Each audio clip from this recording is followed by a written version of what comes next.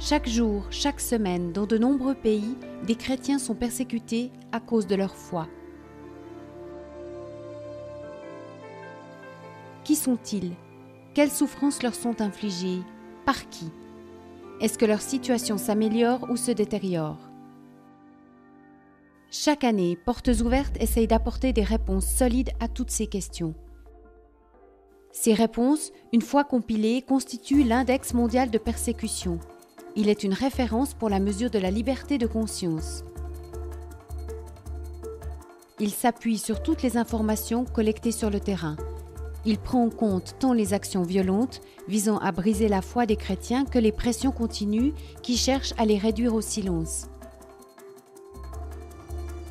La grille de notation de l'index relève également le type de minorité chrétienne concernée, le lieu où la persécution surgit et son niveau d'intensité. Ces facteurs sont ensuite répartis dans 5 domaines de la vie quotidienne. La vie privée examine l'état de la liberté de conscience et d'expression des minorités chrétiennes.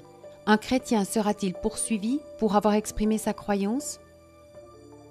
En Chine, un chrétien jouit d'une totale liberté chez lui.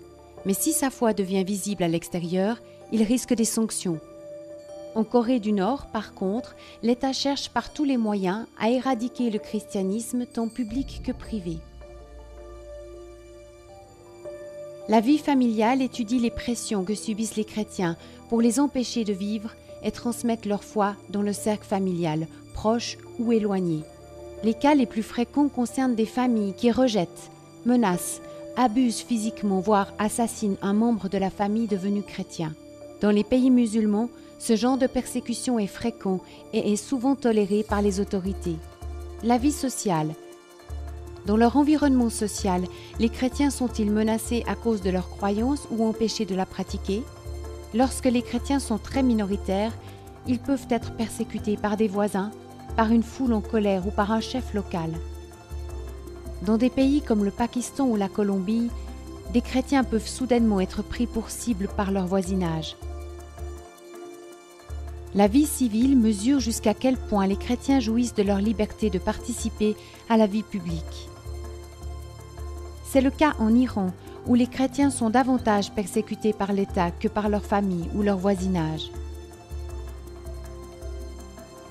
La vie ecclésiale évalue la liberté de culte. Les chrétiens ont-ils la liberté d'avoir une église? En plus de ces 5 critères, l'index mondial de persécution enregistre les actes de violence physique ciblant les chrétiens et détermine les régions les plus dangereuses. En Inde, un chrétien de l'État d'Orissa risque beaucoup plus qu'un chrétien vivant à New Delhi.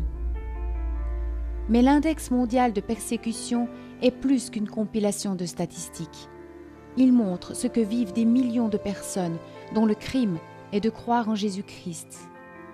Cet index est une alerte qui nous invite à agir et à protéger la liberté de pensée, de conscience et de religion. Nous sommes tous concernés.